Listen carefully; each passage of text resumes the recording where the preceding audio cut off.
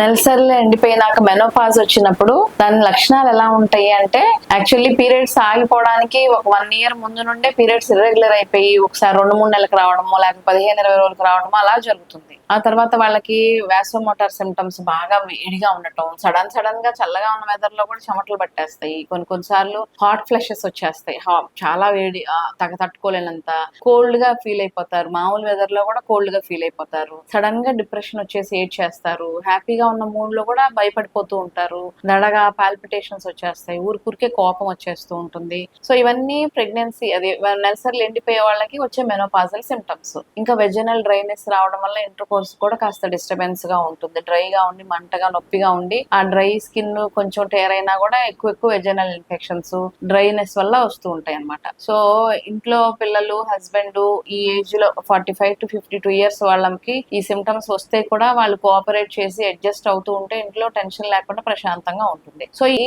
Age లో వాళ్ళు ఎలాంటి ఫుడ్స్ తీసుకోవడం వల్ల ఎక్కువ సిమ్టమ్స్ కి బాధపడకుండా గురవకుండా ఉంటారు అనేది నేను నెక్స్ట్ వీడియోలో చెప్తాను.